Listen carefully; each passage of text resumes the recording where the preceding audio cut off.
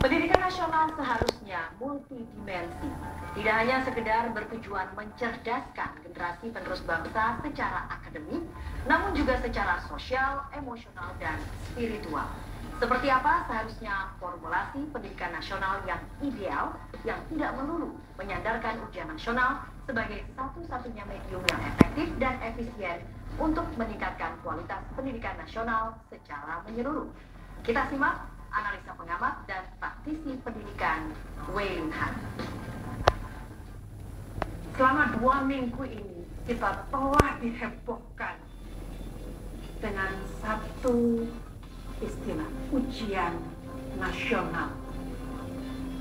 Sebetulnya apa sih yang membuat kehebohan ini? Apakah betul bahwa ujian nasional patut untuk dibuat heboh, layak untuk dijadikan heboh dan disebut sebagai hajatan nasional? Kalau melihat ujian nasional itu sendiri sebetulnya merupakan tes, dan tes merupakan salah satu bentuk dari assessment. Kalau melihat PowerPoint yang dikeluarkan secara resmi oleh Kemdiknas sendiri, disebutkan bahwa ada assessment purposes. Saya tidak mengganti istilah assessment itu karena memang itulah juga yang digunakan oleh Kemdiknas. Ada 4 hal yang menjadi tujuan dari assessment. Melacak apakah ujian nasional sebagai salah satu bentuk assessment sudah digunakan untuk melacak, kemudian digunakan untuk mengecek kemampuan siswa. Apakah juga ujian nasional juga sudah digunakan untuk mendeteksi sampai seberapa jauhkah kemajuan siswa atau penguasaan siswa terhadap kompetensi dasar yang sudah diajarkan selama ini? Dan apakah kemudian juga dari hasil ujian nasional ini, kalau dijadikan satu-satunya sebagai alat penilaian, kemudian pemerintah juga bisa menjadikannya, menyimpulkan hasilnya dari sana. Mungkin justru ujian nasional ini bukan ditujukan untuk siswa saja, assessment ini tidak ditujukan untuk siswa saja, tetapi bagaimana ujian nasional ini juga mengecek, mendeteksi, kemudian juga melacak dan menyimpulkan bagaimana terjadinya proses belajar mengajar di sekolah selama ini. Ketika kita bicara mengenai kriteria penilaian itu sendiri, mari kita lihat kembali lagi ujian nasional sebagai salah satu bentuk saja dari assessment itu sendiri. Apakah ujian nasional bisa kita katakan valid? Cambridge, contoh yang disebutkan oleh pemerintah salah satu negara, bisa mengklaim bahwa ujiannya valid. Karena itu juga mereka berani menjualnya ke negara-negara lain. Dan banyak sekali negara-negara juga yang berani menyelenggarakan Cambridge test karena mereka tahu ujiannya valid. Kemudian juga pemerintah mengatakan bahwa kriteria dari assessment itu harus bermakna, mendidik, menyeluruh, dan berkesinambungan. Bagaimanakah kita mengatakan bahwa ujian nasional yang mencakup penilaian dari beberapa semester kemudian bisa dikatakan berkesinambungan? Berkesinambungan dari mananya? Menyeluruh dari mananya? Dan ketika kita bisa katakan mendidik, di bagian manakah kita bisa katakan bahwa ujian nasional kemudian mendidik dan menghasilkan generasi yang dapat dibanggakan dan dapat diunggulkan selama ini? Pemerintah seringkali juga menyitir bahwa negara-negara lain juga menggunakan standardized test. Betul. Dan saya tidak menyangkali hal itu.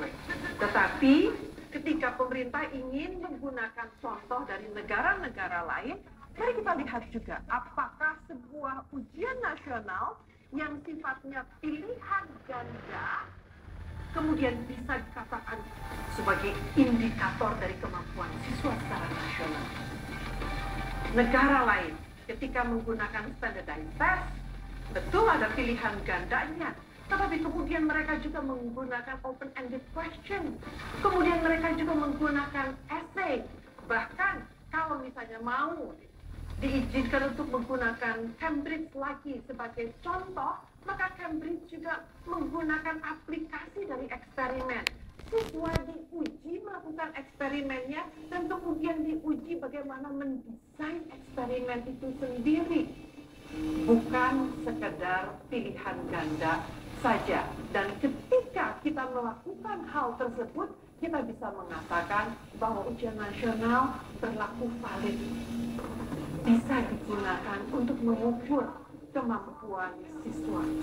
Tujuan pendidikan nasional untuk menghasilkan generasi yang unggul bisa diwadahi karena pertanyaan-pertanyaannya sendiri higher order thinking, bukan yang sekedar menghafal saja, bukan sekedar menghitung saja tanpa bisa mengaplikasikannya. Sayangnya, Bapak Ibu sekalian, kalau misalnya melihat PowerPoint yang dari pemerintah sendiri, yang ada di dalam rancangan penilaian siswa, apa yang ada disebutkan di dalam PowerPoint itu tidak terlihat di dalam ujian nasional. Sayang ya, pemerintah membuat sesuatu yang baik, tetapi tidak menyambung dengan pelaksanaannya. Jadi, saya bisa katakan pemerintah tidak bisa dengan naif mengatakan hasil ujian nasional menjadi tolak ukur kemampuan siswa.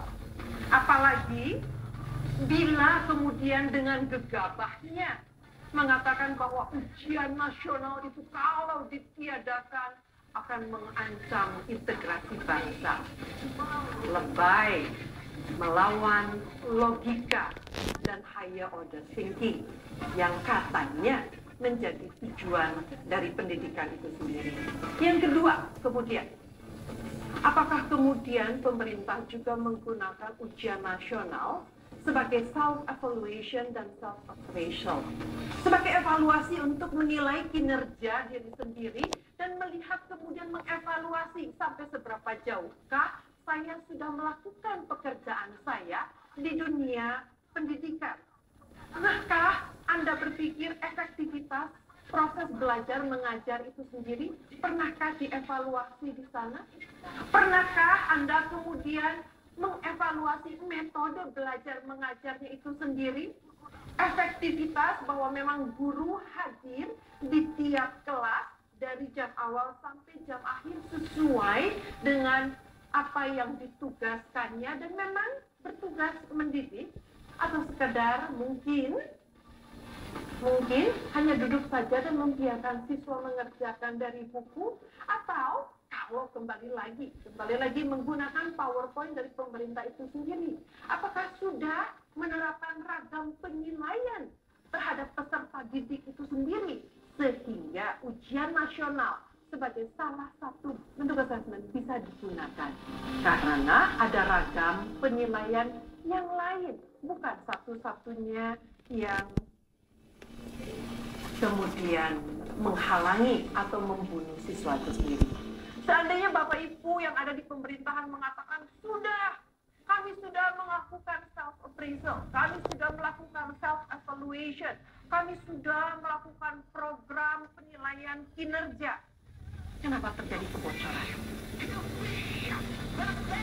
Selama bertahun-tahun kebocoran itu telah terjadi.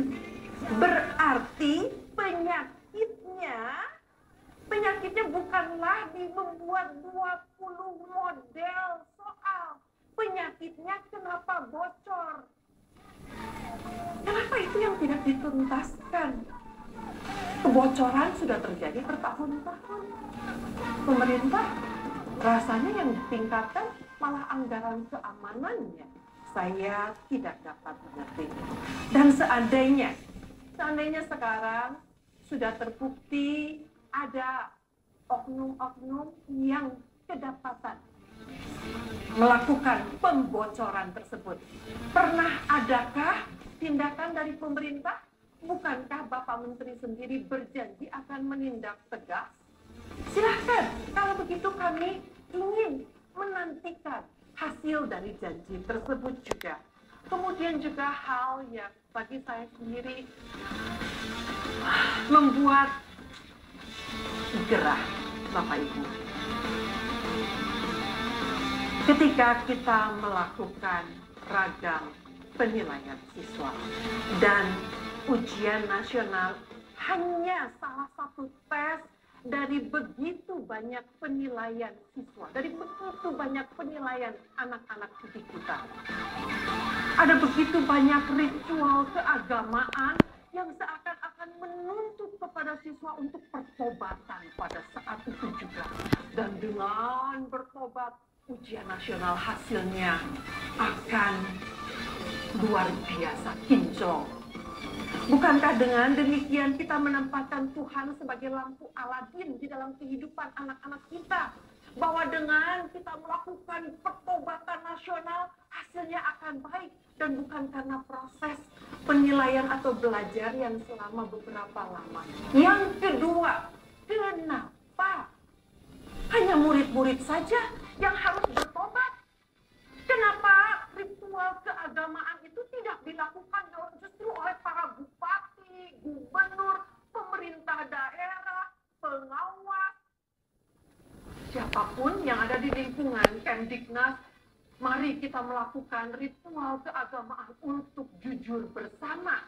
Bukankah pertobatan itu harus dicontohkan dari orang dewasa itu sendiri? Bukan kita menuntut sesuatu yang benar dari anak didik kita tanpa kita sendiri menjadi contoh kehidupan.